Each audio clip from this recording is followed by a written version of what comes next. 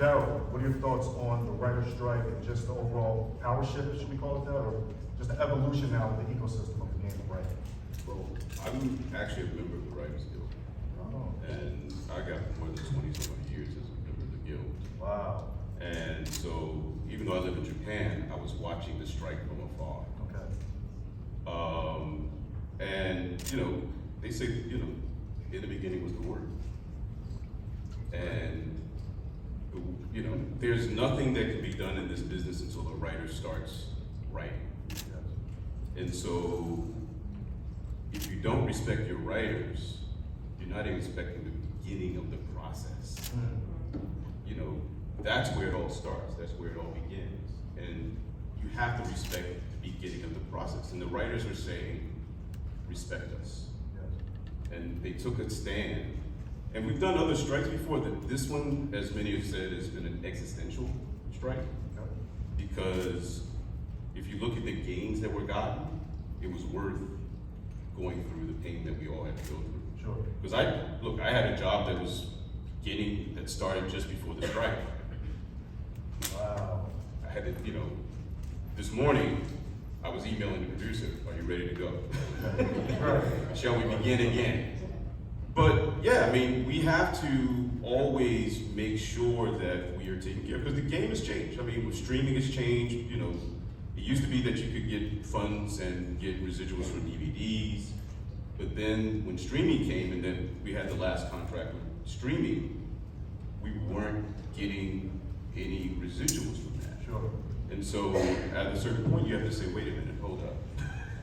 You can't, this negotiation is not going to be the same as previous negotiations. And at the same time, we had to realize and say, hey, we are going to take a stand and make sure that we get a fair deal. Not just, because we don't want to get more, it's like you say, no, we just want to make sure it's fair for everybody across the board. Because we also recognize that the game has changed. We recognize that the business has changed. And there's a whole lot of stuff that's changed. But if we're going to have to make a change, the studios also have to make a change. Absolutely.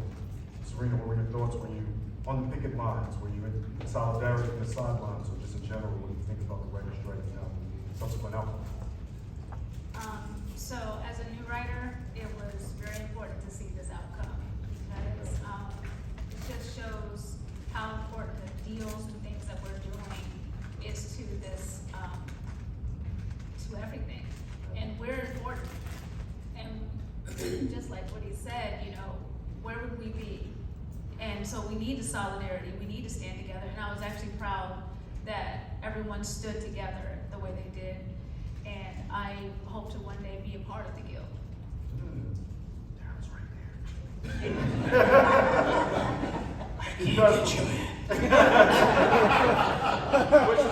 Here's the thing. As a writer, she's already doing the thing that she has to do. That's right. The way you get into guild is to write. That's it. You gotta just write good stuff, and eventually you'll get on the guild project, and next thing you know, you're getting residual checks.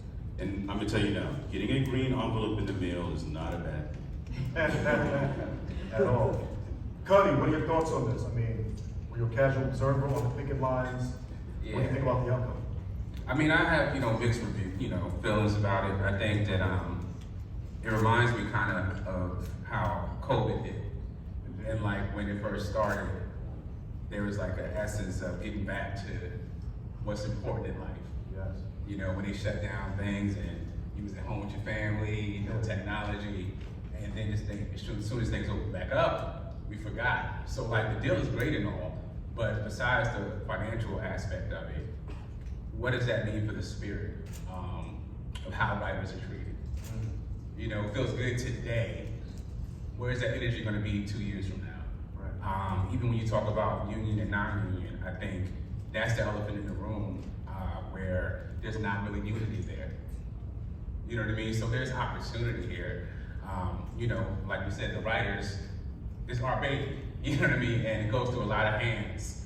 But a lot of times you gotta remember, hey, this is the foundation. You know what I mean? So I do think the best thing about it was you learned that you should be confident in what you're doing. Like it all starts with me. you know, but now is the time to like, even when we're on pause, as a writer, you're never on pause. Right. You know what I'm saying? Like, you're always creating. So when that call comes, that email comes, you're like, oh, I already got it in the bag. You know what I mean? So I'm kind of like, I'm an optimist, but I'm a realist. So I'm like, I'm with it. You know what I'm saying? Everybody clapping today, but we'll see. You know? Okay. If I'm not mistaken, SAG was also on strike at the same time? There's still a strike. They're still on still on strike. strike. So that wasn't like a cause and effect. It wasn't like we're gonna be in solidarity. They already had their own issues. It's meaning SAG. Yeah, SAG had its own sets of issues that they are striking, Wow, and that's still unresolved. and that's still unresolved. Well, because the AMPP only negotiates with one union at a time. Okay. And so when the talks broke down with the writers the first go round, then they went to the directors. The directors actually did get a deal. Okay. Then they had the talks with the actors, and then those talks broke down. Right. Then they came back to the writers once the actors went back on strike. Mm. And then now they have a deal with the writers. The actors should be, hopefully, I don't know when they're going to start their negotiations again. Yeah, it's a true ecosystem. That was one of the major takeaways from our first panel. And we see how everything affects the other thing. But with so many writers in the audience, we have to talk about balance, discipline, and good and bad habits when you're actually writing. Mimi, what are some of the good and bad habits that you can provide for writers? I don't know if we can start with the bad. I like bad news first. I like that news. Okay. What shouldn't they do?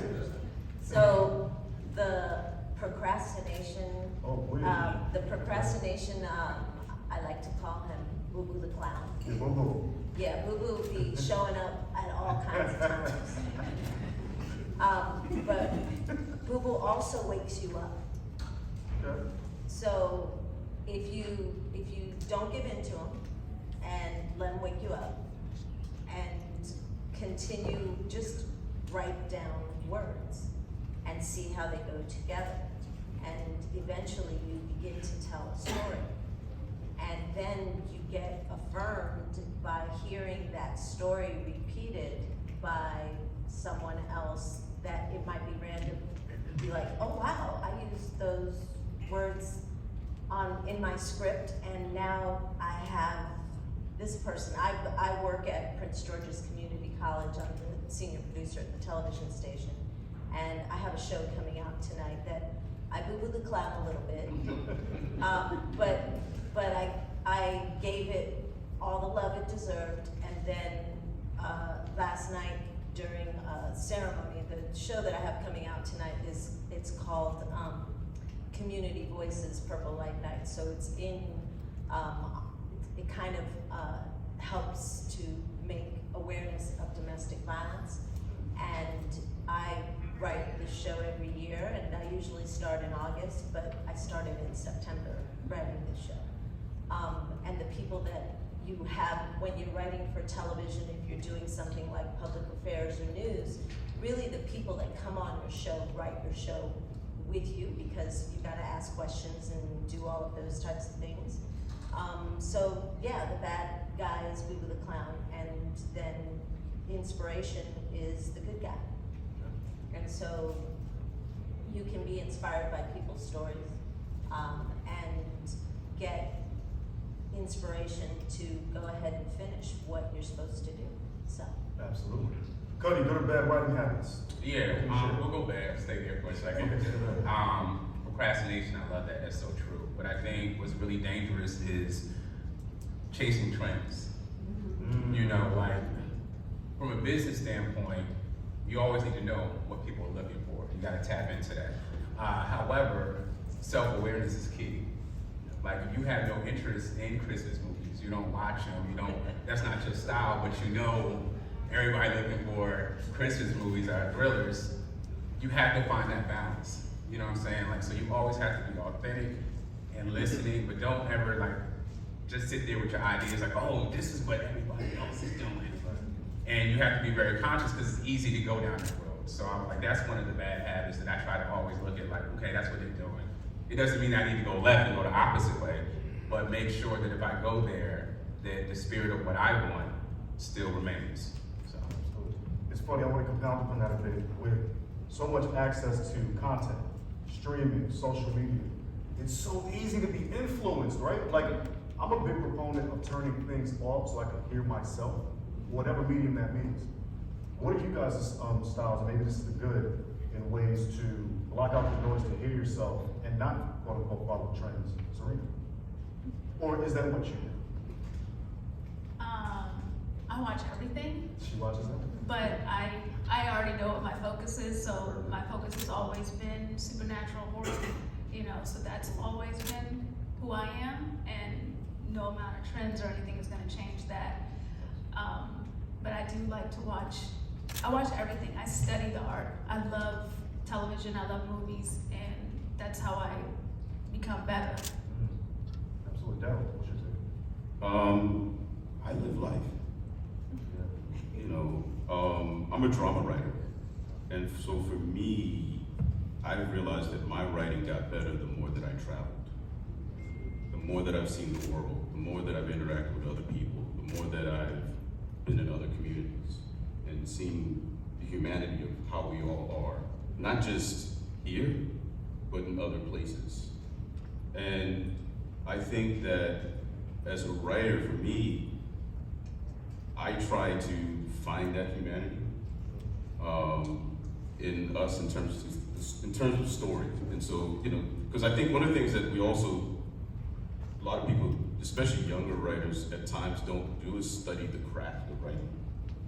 And so I think that, because I teach also screenwriting, and I try to push my students to study the craft, to study other writers, to study, you know, the process, not just where plot point one goes. Because I think that writing can be more than just a formula. You can, if you know the rules, you can then break the rules. Because, and then at the end of the day, there really are no rules. Just don't be boring. Just don't be boring.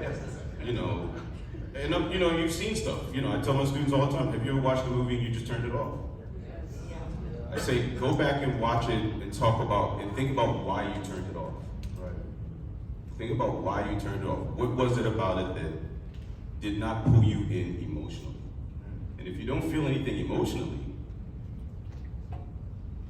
you know, that's what you gotta do. You have to connect to an audience. And we all write, and you have to connect. And if you're not connecting to people, and people in a room, people sitting in an audience, then what are you really doing? Content is king and queen, right? That's what everybody says now. Maybe that came because of the inundation of the phone, of the tablet, or just the fact that we're all super connected. But it seemed like after the pandemic, being black was the new black, right? It was the old black, but it's the new black. Did that open opportunities for people of color in those narratives? And is that a trend, Cuddy? Or is that here to stay? Because it was always here, but now it's recognized more, and or there's some level, because this is corporate America on some level, a quota system, because content of color is now in fashion. Yeah, you going in over there. I'm going in! Nah, it's okay.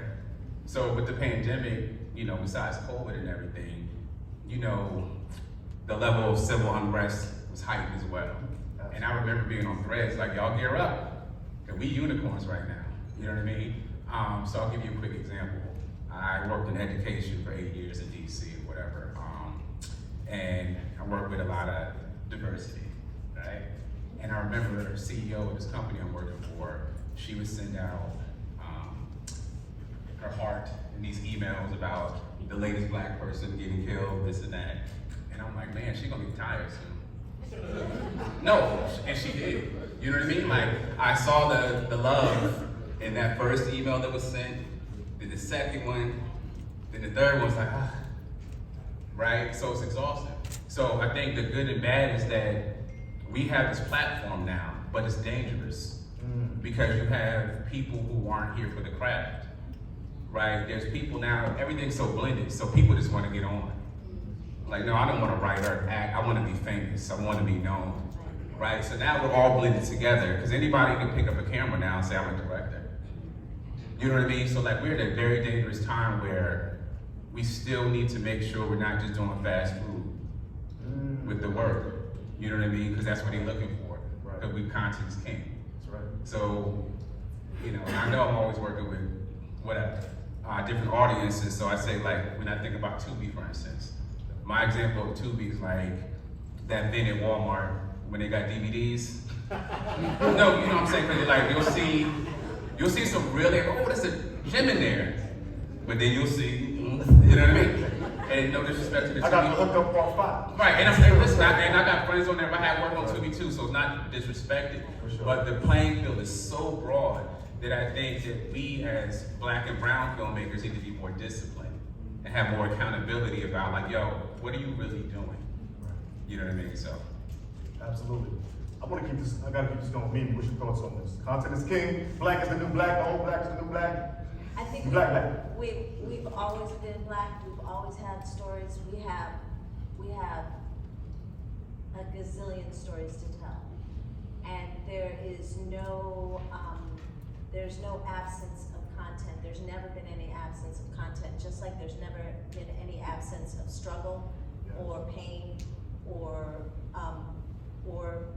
joy or any of those things. I think that our content has always been special because of the fact that we have to go through so much struggle to get it done. And I understand other people that don't look like the majority of the people in this room have stories to tell as well, but that's been the majority of the stories that have been told. So yes, Tubi is this or Netflix is that, or Prime is this, but when I go to Tubi or Netflix or Prime, I'm looking for our stories. And that's what I want to see, that's what I want to hear. I have no interest in stories that don't include people that look like me. And, you know, people that look like me or talk like me or maybe have a background in travel and, you know, internationalism in that type of way. So I believe that yes, content is king, and just like him, I think you should pay attention to what you're doing. Right. Because you can sell your soul, but you can't get it back. There's no refunds on your soul. No refunds. No refunds. I'm still in that statement, thank you. I think it's interesting, and Daryl, your story, the portion I know right now, is very interesting because you do live in Japan as a man of color, but that leads me to ask the question, so do people of color only have to make stories for people of color? Do you not understand other experiences, and can you not jump into other perceptions or deliver your perception for a general audience? Daryl, what do you think about that, especially the fact that you live and have seen Man, I made a movie that's Japanese. Well, there we go. And I'm, you know, because as far as we know, I'm the second African American to ever make a feature film in Japan. Can we give that man a clap? And I don't say that for the applause, but it's, you know, when I went to Japan and the story that I was going to tell initially, I was going to tell it in Baltimore. And, you know, for my last feature film. And so I was, shortly after I had gone back to Japan, I was teaching over at Morgan State, and then I'm sure everybody knows about the great earthquake that happened there, and I had to go back to Japan to be my family. And we were living in Fukushima. And when I came back, I was like, we can't stay in Fukushima, we have to move. You know, and it wasn't because of the radiation, it was just there wasn't no opportunities in Fukushima. You know, because living in Fukushima is kind of like being in Iowa. You know, not a lot happening there, especially in terms of business and the industry. And so I found a job working for a film festival in Tokyo. And I was gonna stay with a friend. And the night before, he's like, bro, I'm sorry, my mother-in-law has to stay here. We can't bring you in, and, you know. And so now I have this job and I don't have a place to stay, so I'm quasi-homeless in Tokyo, even though I have a place to live in Fukushima. Right. How far is that? Oh, it's like 5 hours. Okay, got it. So I was working this job and living in hospitals. I stayed with this family of missionary kids. I stayed in capsule hotels and share houses. And I was just kind of going around and seeing Tokyo, and I learned about recovery and addiction in Japan. which was the same story that I was going to tell in Baltimore. And I found that there was a difference in terms of how Japan treated recovering addicts. And I said, oh, that's more interesting. And I had to be open enough to say that's more interesting, because it allowed me to start thinking about ideas and themes of hope and what happens when you live in a society that doesn't often give you a second chance. You know, because in Japan, if they find out that you were a recovering addict or have been arrested, you can be fired even though you're still in recovery and you've not done anything since. Just because of the appearance of what happened in your past. And so I opened myself up and said, you know what, let me tell this story here. Let me see how we can tell this story here. And found an actor, he came on board, found financing, you know, and it started to come together. And so for me, that film and that project opened me up to the idea of, like, I could tell any kind of story. And being an African-American man living overseas, living in an international space, one of the things I've decided to do in my own space now is to say, I want to start telling stories about Black faces in international spaces. You know, because we do travel. You'd be surprised to see the number of Black people in Japan doing many different things, not just animation. There's a brother in Japan who does animation, has his own studio. You know, there's a couple that has their own soul food house. You know, In Japan? in Japan. Well, I gotta try. Chopsticks and all? No, there ain't no chopsticks. You got with your fingers, man. It's chicken and waffles. What you talking about? Trying to go.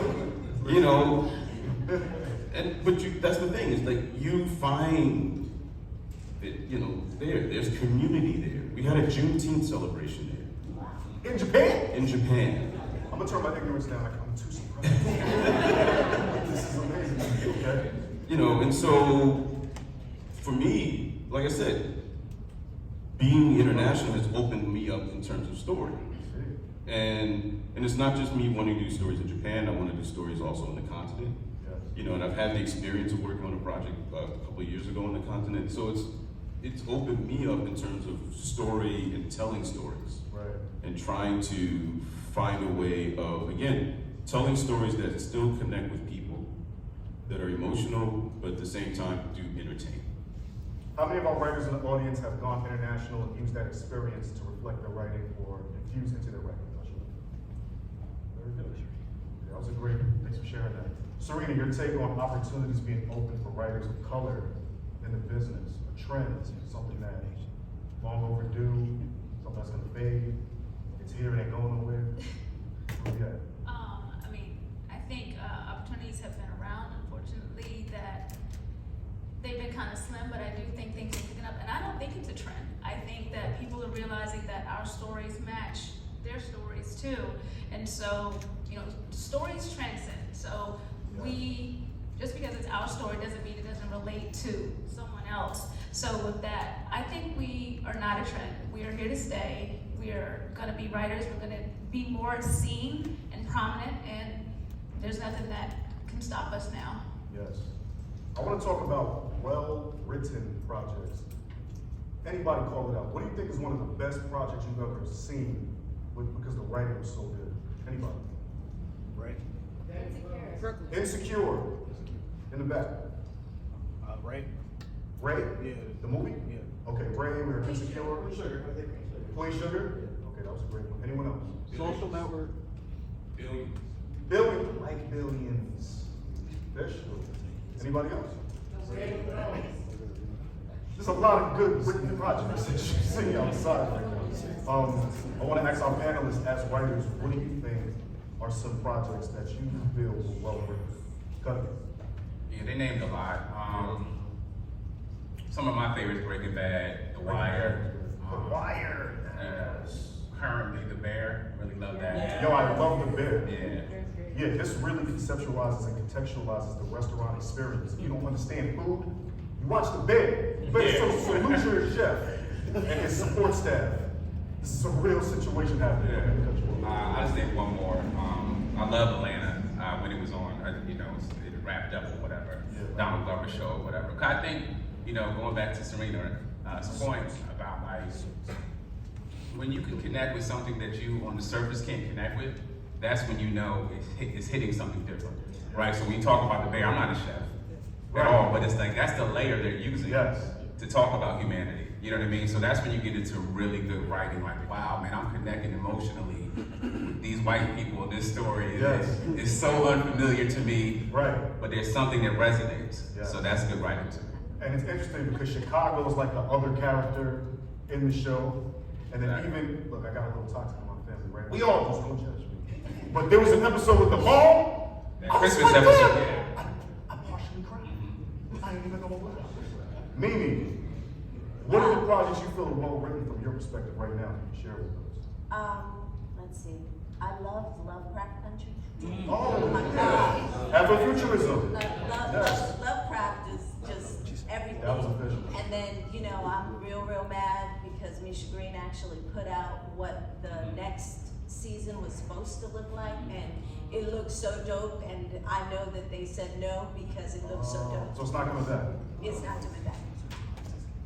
And yeah, I'm a Misha Green fan, so Underground. Oh, Underground's Best awesome. watch I've ever seen. I've watched Underground at least 100 times, all the way through, a couple times. Nice.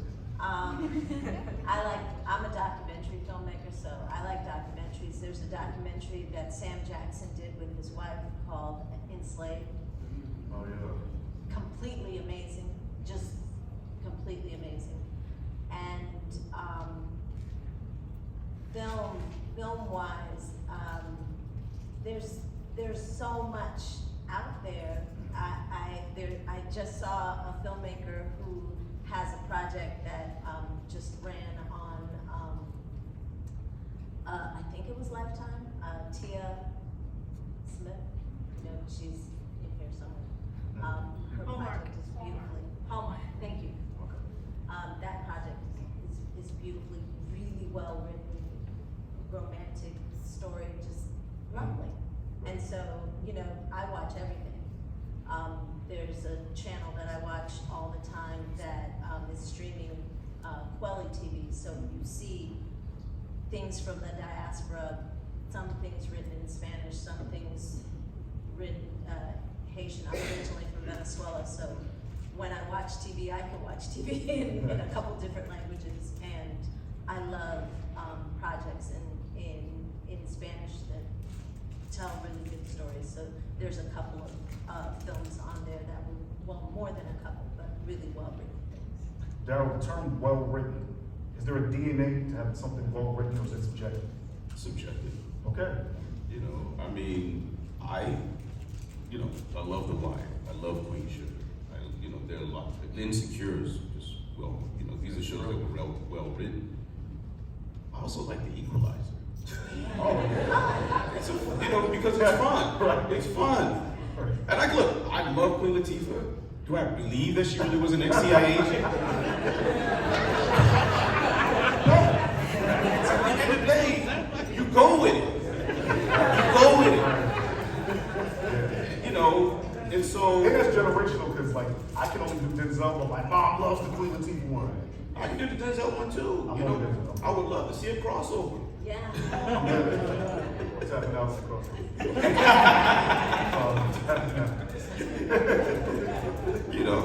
Latifah versus Denzel. In Japan. In Japan. Excuse me. Yo, I need to check for this month. Yeah. Hold on. But yeah, I think you write the story that needs to be written. And it's a thing where, not everything has to be, like what Barry Jenkins does with like a Moonlight. You have to have some stuff that's just okay, just really just entertaining and just for the pure enjoyment of entertaining and just fun. Right. And that's one of the reasons I do love The Equalizer, because it's just fun. Right. You know, it's one reason why I love that show, The Blacklist, because it was just fun. I just love watching James Spader just eat up the scenery. You know, I was like, this story is so ridiculous. But at the same time, you see James Spader come on the screen, you're like, okay, I'll go with it. Right. You know, Yeah, and not everything's gonna be The Wire either. You know? That's true. And I'm from Baltimore, so you know. Right. Exactly. Yeah, when the gentleman mentioned billions, I thought it was great because it forces me to step my intelligence up when I listen to these guys talk about finance. I might not know anything about what they're saying, but now I'm wanting to learn and I'm immersed in their world. And they're not caring about understanding, and I like that even more because it makes me feel like I have to give an education really quickly. Serena, again, well written. Do you just know when something's well written, or do you just hope and pray that people receive that energy? I think when watching something, you can kind of, depending on what your interest is, you can tell if it's well written to you. But again, like you said, it's subjective.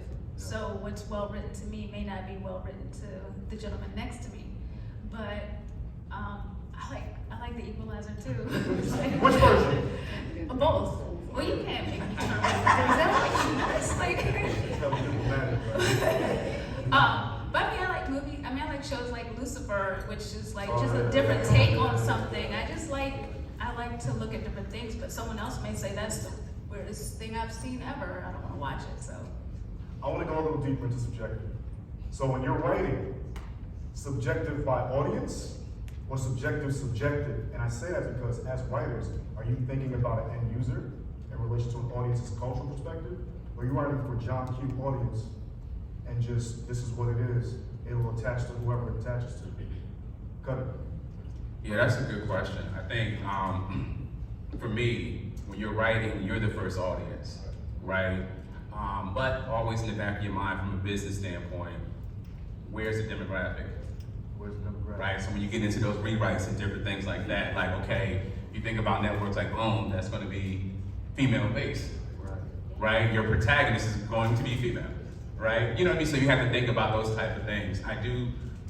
I will say yes, the PC answer is art is always subjective, but there is a thing as bad writing, right? Like, let's be real, like there's some things like, come on. You know what I mean? Like people, I think the thing is like, the first thing is this authentic dialogue? Like one of my pet peeves is if I read a script and we're having a back and forth conversation and the person's always saying the person's name. We don't talk like that. Like, right, and then, I'm not gonna keep doing that. So when I see those little things, like that's not how people speak. You know what I mean? So it's important when you write that you're actually reciting as well, because the writer is actually the first actor. You know what I mean? Like when you're creating these characters, that's you creating all of these scenarios. So I see her in the audience, somebody I work with. At the time we were at education together, and she was one of the counselors. And we did this movie with TV One that was talking about domestic violence.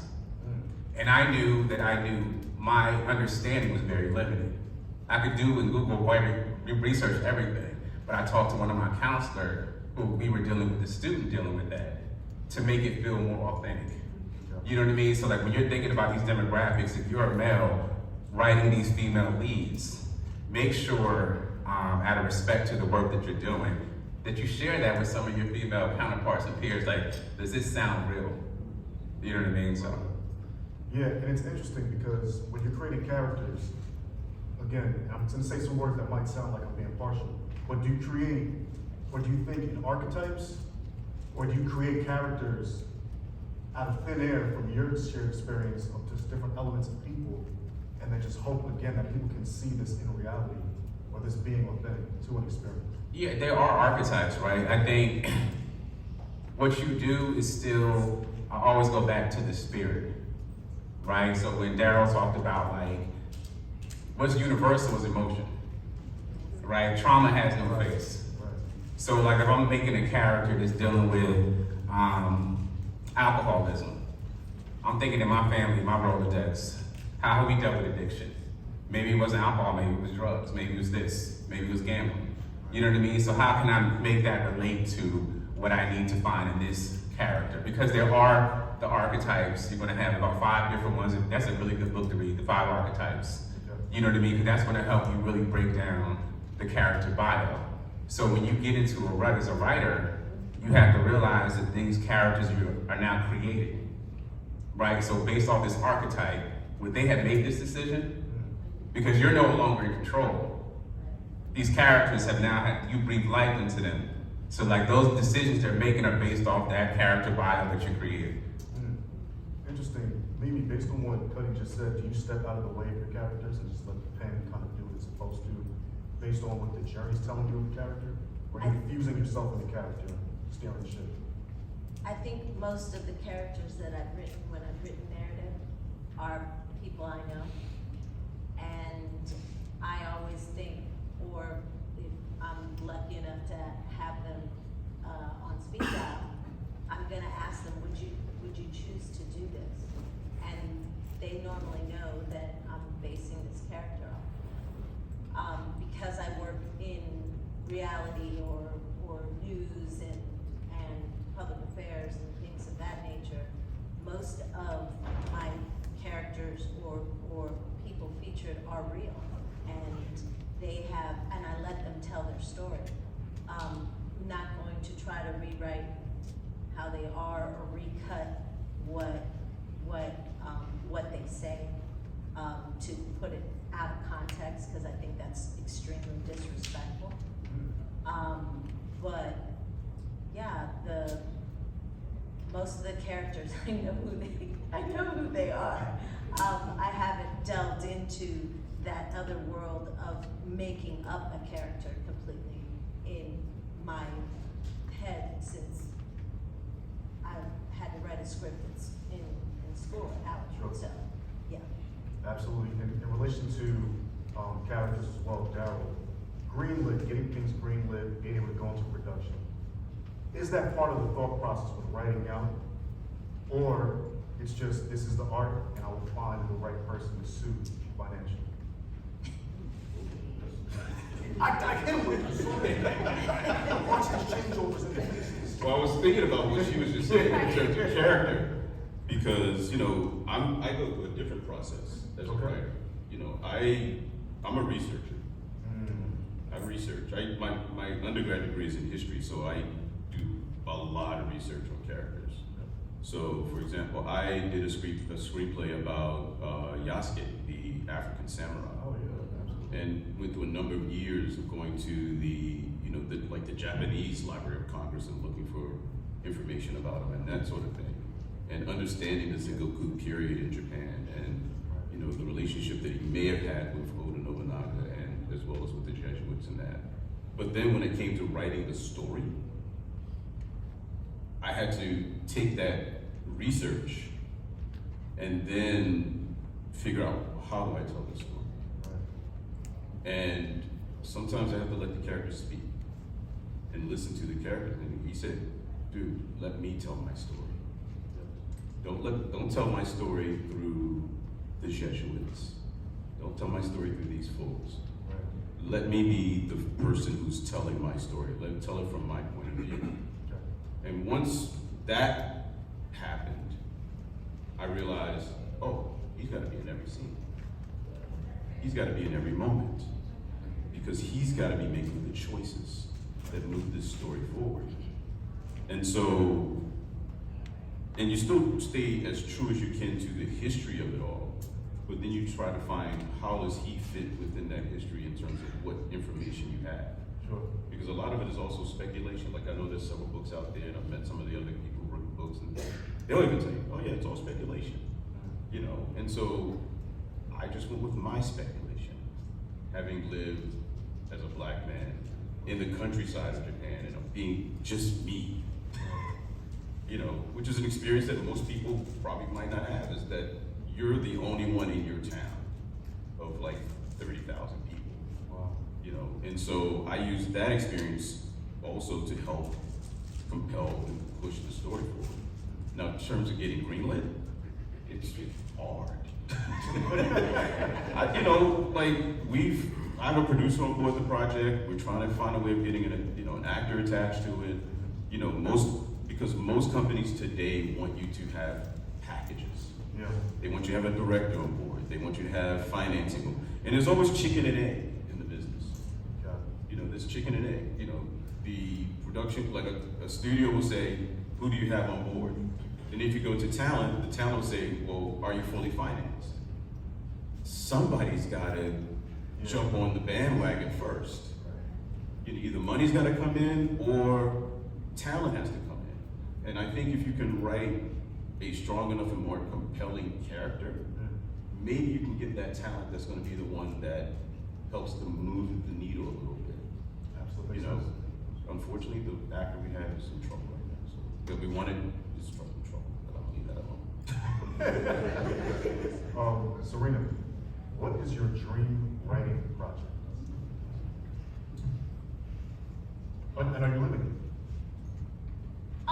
I'm actually living it partly, with my show, Wicked City, which was, Black Witches. And because I'm a huge blerd, so I love, everything supernatural, witches, but I wanted to see a show that featured people that look like me, as the main characters, and not as the side, not as just as the villain, but as the main. So I'm living that, and that's great. My next will be to do horror, because that's what I want to do. But yeah, I'm living it every day. That's beautiful. We got a lot of writers in the house. I want to give you guys an opportunity to talk to these great people. Does anybody have any questions? Okay? Young lady right here. I can do that in like. So question for you. Who are you? Hi, my name is Vanetta Cornish, writer-producer, Cine 30 Media. My question for you, I'm currently in the process of writing my third feature film, and I've given myself a self-imposed deadline to get it done by the end of this calendar year. Now I know that if I don't totally finish it by December 31st, I'm just gonna keep going. So my question is, how long have you given yourself, what's the longest amount of time you take to complete a script, or the shortest amount of time? Just curious. Anybody? I've written a first draft in as short as a week, Okay, interesting. and I've written a first draft as long as over a year. The key, I think, is always just to complete your script. Because over the years, I've met a lot of writers who never completed scripts. And the thing is that I think you have to at least you have to go through the process of getting to the end. And then comes the work. Because the writing is in the rewriting. Like, I just recently finished a draft of a script. Nobody's gonna see that. Except for the members of my writing group, because they helped me go through that process. But, and that's another thing, do a writing group too, you know, but the writing is in the rewriting. Never turn in a first draft, you know, not even a third draft. Always keep rewriting, and I'm still rewriting scripts. And so, I think you never stop rewriting until the project is actually made. You know, and so don't ever, you know, give yourself the deadline to get to the end, and then go back into the rewriting of it. But even when you do the rewriting, take some time off, take some time away, you know, a couple of weeks, 3 weeks, whatever, and then go back into it, because you're gonna see it with new eyes, you're gonna see the typos. Lord, you're gonna see the typos. And it's just a process. It is a process. And so the goal is to always have, because here's the thing, once you put a script out to the universe, you only get one shot for somebody to read it and, you know, give you something. Now, somebody else may like it more, but you gotta get it to a point where you say, okay, now I'm ready to put it out there and have people read it and see what happens. I was just curious. Yep. Okay. Another question, young lady right here. Hello, I'm Kiana. Thank you so much for being here. I recently graduated from the University of Miami, studying in film production. And my film Clarity is screening at the festival, so please tune in. My question, I think you guys kind of touched on, but I was just curious on your opinion on who has the right to tell a story and if it has to be your lived experience to tell that story. Because I feel like lines are getting blurred as I feel as though society's getting more sensitive to things. And so if a white person were to talk about a Black experience, it's not okay. But as Black people, are we allowed to talk about, you know, different experiences that we may not have lived through? So, thank you. Good question. Anybody? Yeah, I think everybody has a right to tell any story they want to, but with that right comes responsibility. So it goes back to what Darryl said as far as researching, right? It's the research and it's the integrity, right? I'll give you a quick example because I'm not here to offend anybody. This is like years back. We did this piece, this pilot, and we started shooting it. And the co-writer that I was working with at the time, he had this gay character in high school. And the way he created him was so cliche. You know what I mean? Like, this is over the top offensive. And it really showed when we were shooting. So I'm like, come on, man, like, let's humanize these experiences. You know what I mean? And if you don't know that, then pass that torch. But if you grew up in the 80s, 90s, more than likely you were influenced by white cinema. You know what I mean? Like the movie, the 16 Candles and all of those 80s movies, they didn't look like us, but they were still telling our stories that we could relate to. You know what I mean? So once again, we all have the authority to write any story, but like I said, don't just write it simply from your perspective, especially if your perspective is very limited. You know what I mean? I'm not gonna write a story about Baltimore. I've never visited Baltimore. I've never spoke with anybody there. You know what I mean? Like there's certain things. Now I'm gonna go ahead and write it. Right? You know what I mean? It's like, you know, even like to that point, I remember doing a piece similar to The Wire, and I was working with a production company, like, okay, The Wire was based in Baltimore. The stuff I'm doing is DC. They didn't understand culturally, it's a huge difference. Yes. They were like, we already did that. I'm like, no, we didn't. Trust me, people in DC get offended. Like, this is different. So, yeah. Great question. In the back, sir. Hello, James, just an aspiring writer since film school in 2008. How do you balance the idea of not sticking with one story and like banging your head against the wall and moving to another one, but also not abandoning a story? You know, like you've written something and maybe it didn't go anywhere and you've moved on, but it's still in the back of your head. Like, how do you keep from it becoming a procrastination thing of just writing and working on the same thing and not moving on, but also not abandoning something that might be great? Back to the good and the bad. As a professor, I tell my students, finish the thing you started. Finish the thing you started. As I was saying earlier, is that if you finish the one that you started, I know other ideas, because here's the thing, when you're being creative, other ideas start to come. Because now you've tapped into the creative, universe, that world that allows you to start creating. And other ideas start to come, and you go, ooh, this is another great idea. Here's what you do. Take that great idea, put it in a notebook, write it down, set it aside, finish the one you started. Then come back to that idea. If it's a great idea, it will still be there. And you can still go into it and still develop it. And so because once you finish the one that you have, you can always rewrite it. Once you finish it, there's always the chance to rewrite it. You rewrite that, you start the new one. It gives you time away from the old one so that you can look at that one with fresh eyes. And so you kind of get into a cycle where you go back, revisit old scripts, and then you have the new one that you started that you're going to rewrite. And then once you finish that, then you can go back and rewrite that one.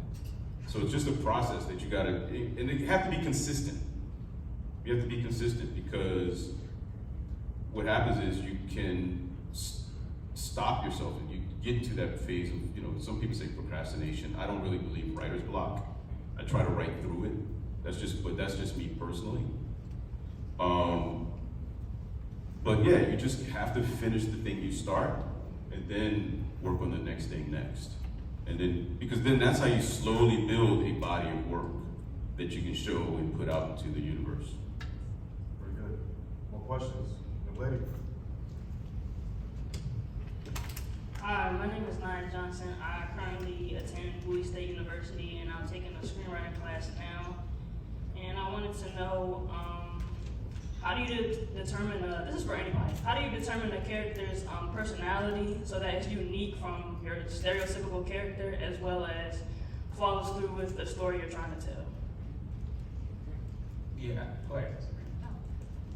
So for me, I work with the co-writer, and we kind of pulled from our different personalities. So I'm a creative, so I'm an artist as well. I mean, I do graphic design and things like that. So I always tell people I have multiple personalities. And there's a lot up there. So there's usually some version of that person that kind of gets on the page. And then together, we kind of blend, what is that personality? What is it that I want to see? Who is that person? What is their background? It's character building. It's developing your characters before you write. And that's what I do. I think that if you have a group of a brain trust, I see a lot of my brain trust in this room. And you give people certain things to look at and comment because they're going to tell you a certain thing. They're going to tell you the truth.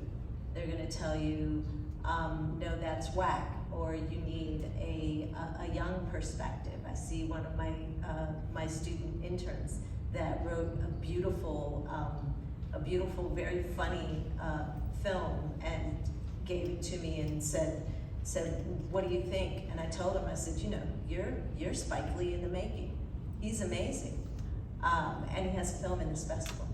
So, yeah, you develop the characters and then you give them to other people that you trust.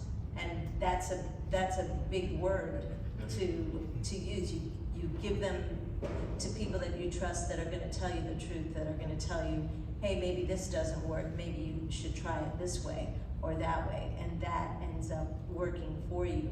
And yes, rewrite and rewrite and rewrite. I mean, I've been working on a documentary about my family that's taken me 10 years to get to this point, but it's about my family and we keep changing. So, yeah.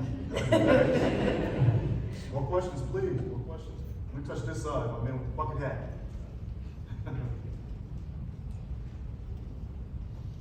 How you doing? My name is Leon Mitchell. I also have a film in the film festival, but I'm part of IATSE 487 local union, and like AI is a big thing with with writers and whatnot too. I was wondering, do you guys feel like it's cheating to use AI in your profession, or do you feel like it's just another tool or arsenal for your? How many ChatGPT screenwriters is right here? you might have snitched on the game. Anybody want to take that question? Yeah, I definitely think it's cheating. Wait, say that one more time? I said I definitely think it's cheating. Okay. I mean, think about this, like, as an educator, but also, are there any parents in the room? Like, you don't want to introduce a calculator to your child too early, before they get the fundamentals. You know what I mean? Like, they normally don't really get them out to like junior high and really get into it. So it's like, if you haven't even studied the craft and you don't understand the foundation, you're skipping steps.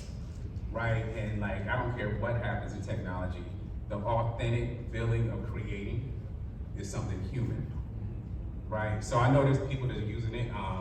It's part of the world we're in. We're always going to be competing. I totally get it. Like my man, he sent me a text that his daughter wrote a story. He tricked me and told me she wrote it, and then he's like, oh no, this is an AI thing. And I said, wow. All he did was like Mad Libs. He plugged in a few things and then he go ahead and create a story. So we're living in very dangerous times because besides we talk about AI, people don't understand. I don't want to get too deep here, but social media is AI, right? If you stay on it too long, you are a pattern. The way you're dressed and the way you're talking, you're doing it because everybody else doing it. Right. You know what I mean? So like, that's why it's really important to disconnect get away from it all, get to nature. You know what I mean, when you go back to creating. So I hope that somewhat answered your question. That's my man too, I met you before at ABL. I think it's funny when you brought up social media and how we're part of the AI system vicariously by being a part of social media. Because everybody's new word is algorithm in terms of figuring out some secret method to like attract people to their essence. But you're basically enabling a bot. Yeah. But we all accept this term, but just say algorithm. I'm trying to get deep like you, No, Chad. you- My bad. More questions in the front, please. I could go, but I I'm think, sorry. just to get also, but I also think you can use it as a tool, but you gotta know what you're doing. Okay. You gotta know what you're doing, because you can't write it. I plugged in, just because I wanted to do an experiment, and said, write a screenplay about Superman meets Dr. King, you know. What'd it do? Hold on, you can't just say that. Dr. King won. I could have went so many places. But, because here's the thing, the AI doesn't know how to really write. Yes. It doesn't know how to write story. It doesn't know how to, it doesn't understand who we are internally. But it can be a tool. You know, it can maybe give you some quick information about something, just like you do on Google. You do a Google search. But at the same time, you have to know that that's what you're doing. And then you have to go back in and say, okay, now let me go and do what I do. Right. Because if you don't bring your own humanity to it, then again, what are you really doing? Yes. You know, so you still have to find a way of, because look, the genie is out at the bottom. It's here. I mean, it's out there. You know, even the Guild recognizes that it's out there. If you read what they're saying, it's about not having producers create something via AI and then trying to get a writer to now rewrite what the AI wrote. Wow. You know, That's like fix it. like if you read the whole, I'm not going to go into the whole thing, but if you read the language that's in there, it's very specific. Yeah, it's like fix fake, put the human back in it. Right. Because when you read something about AI, and the same student, Jaden, I'm sorry, I'm using you as fodder today, but he wrote he said, okay, Mimi, tell me what you want to hear a film about, and I told him, I said, well, get this Trini Vinny family that drinks coconut water, and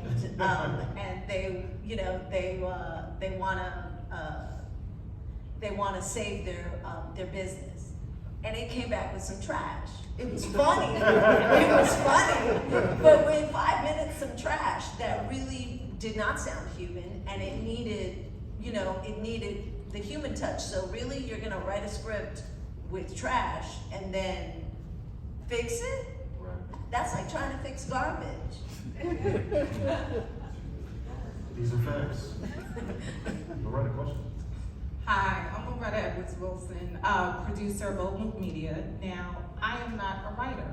I am proficient in the writing process and development process. What would be your ideal, working relationship with a producer or director if rewrites are needed, as a budget or distributor needs? What would that be the best, outcome for you? Money. Find the bag. Yeah, Money. ditto. The only thing I would add to that is you want this to really feel like a collaboration. Yeah. Yeah. Right? So I've, been blessed where I've had certain projects with our networks. You're going back and forth with feedback. And I was working with this one network, I was joking with one of the producers, because of third party entity. And I'm like, when am I gonna meet the Wizard of Oz? You know what I mean? Because as good as the notes were, there's still a loss in translation. And then finally we got in a Zoom all together. And I'm like, okay, this is what you're saying. There was a big disconnect. So in theory, it is a business, but you will hope there's times for all the meeting of the minds. You know what I mean? Whether you're talking about the director, the producers, because everybody has a different interest at one point of the story. But we all ultimately want to get this out, the best thing out there. So be able to connect when you can with all of the people that are making the decisions, because sometimes as a writer, it can be very frustrating when you're like here and you're getting all these notes that seem so foreign to what you thought the vision was. So I hope that answers your question, so. We should be able to take one, maybe two more questions. Yes, ma'am.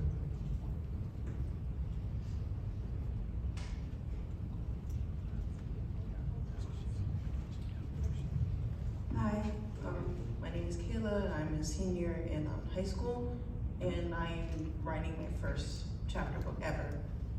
And I wanted,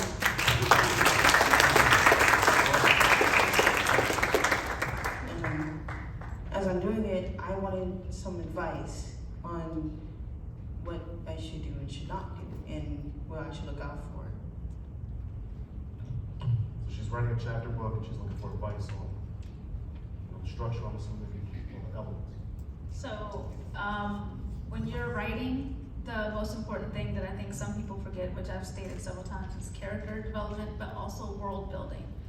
Know the world that's around you, know that area so that the people, the characters that you're creating fit in that world. So, sometimes I'll help someone else and I'll read other people's treatments for the things, and I'm like, I don't understand why this character would do this. Or they'll say something like, it's a small town, but then it has, something large that doesn't fit into it. Just making your characters in your world that's surrounding your characters make sense, and that'll work for your book. Real quick, I just want to add to that. Like, as artists, I don't care, you talk about writing, directing, acting, you're so excited to share. You know what I mean? Like the first feeling, before we even talk about money, for someone to want to read something or see something of yours, it means a lot to you. But it's very dangerous if you don't protect your work, right? Because once it's out there, it's out there. And like intellectual property is very hard to prove. They could tweak this or tweak that. Like, no, this is my story. So like, get you an NDA, non-disclosure agreement, right? And also be very selective with who you're giving your work to. Because like I said, your natural impulse is to want to share with everybody who says they want to see it. So just be very careful with that. And just to piggyback on that is, make sure you copyright your work. Yes. DC is down the street. Go to the Library of Congress, but you can also do it online. It does not cost a lot of money, and that's your protection legally. Exactly. Even as a member of the Writers Guild, the copyright even usurps the Writers Guild's protection. Because copyright is federal government, that's the main barometer. So make sure you always, after you finish it, that first draft, go ahead and copyright it. Because here's the thing, you can't copyright an idea. You can only copyright the expression of the idea. And so once you finish it, that's your expression of your idea, protect it. And because that's also where the business starts. Exactly. And and I'm sure you want to make money from your chapter. Right. And once you prove that this is yours, you have your copyright, then you can start making your money. Gentleman in the back, Trinity Coconut Water, AI hack. It was one time. Now, my name is Jaden. I am a filmmaker. My film is actually in the festival. Want to check out Heist Heist Baby, 70s blaxploitation throwback? Go for it. Anyway, I'm relatively new when it comes to writing, but one thing we touched on today a lot is multiple drafts and rewriting. I was wondering if we could go a little more in depth in that, in your process and how you attempt to sort of rewrite your scripts and try to make them better over time. So for me, before I even start writing the actual script, I do a treatment. If you're a student, you know that the treatment is the outline basically of your story, so that you know what's going to happen and that you have that kind of rough draft of everything before you start to write your actual screenplay. That's kind of how I also do outlining.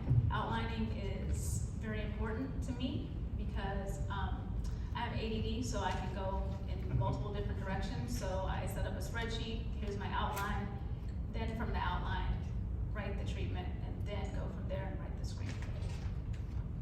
I love the way you deadpan your quirkiness. Oh. Everything you do, by the way, it's awesome. You got something to say, Cody? No, I don't know sometimes. I would say, as you go into your, one of the other things that I also have is like a circle of trust. I have like, once I get to a certain draft that I'm ready to put out there, I have a group of people that I will trust, a couple of them here, that I will let read the work before I really send it out to give me notes. And then I try to see, does the same note come from, from that group of people? But, because here's the thing, as students, and those who are students, stay in touch with the folks who you are with now, because you never know where they're gonna be in 10, 15, 20 years. And that's where your circle of trust starts. Like the people I go to, I've known for over 20, almost 30 years. And they know me, they know my writing, they know if something doesn't work, they know how to tell me, no, this ain't working.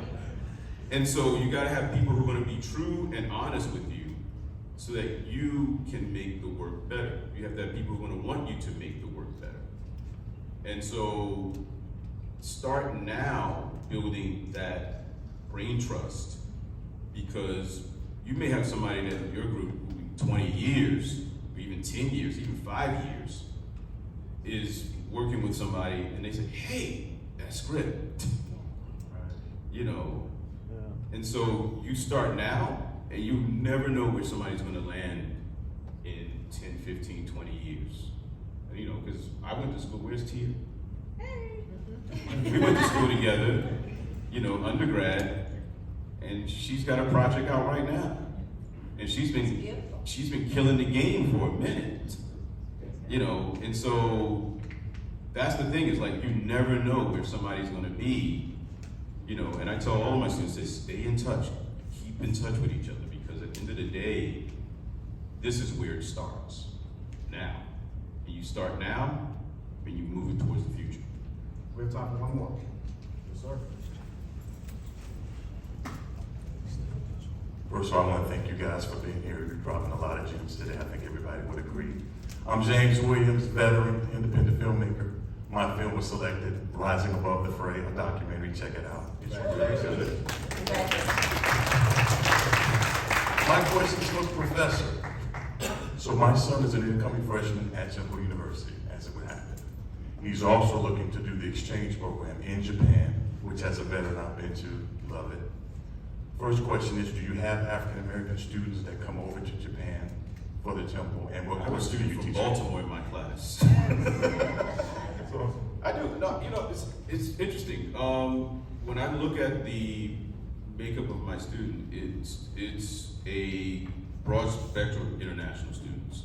I have students from Eastern Europe. I have students from Japan. There's students from China. There's a black student who's from Sweden in one of my classes.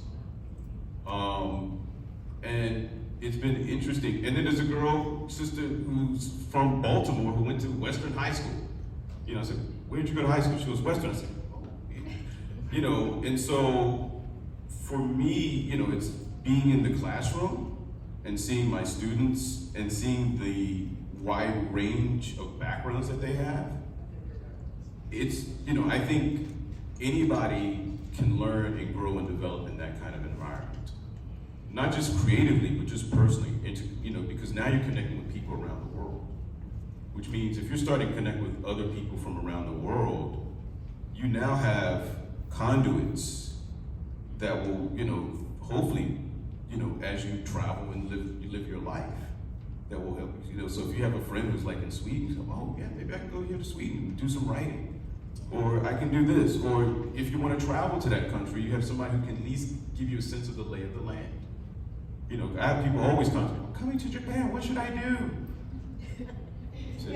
And I say, get out of Tokyo.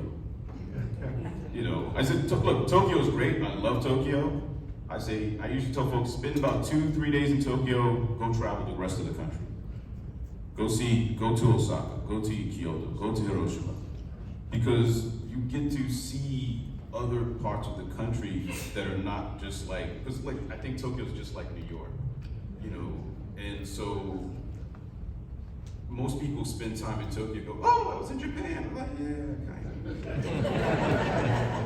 You know, when you live in the, like, if you come visit where I'm at, ain't nobody speaking English, you know, and so it's a different part of the country, and so you're gonna see the culture differently as you travel, you know, because like I said, Tokyo's like, you know, it's like New York compared to, you know, Mississippi. Ain't the same at all. It ain't the same. And so, yeah, I hope, you know, you said your daughter, right? My son. Your son. We can talk offline, yeah. Yeah, please, you know, I'll tell you more, talk tomorrow, you know, because I was actually on the flight with the president of the school, and I said, the dean, he goes, what are you doing? I said, we're going to talk about Temple. So now you give me a chance to actually tell the truth. The right stuff, I got a story to tell. Give a hand for your panel.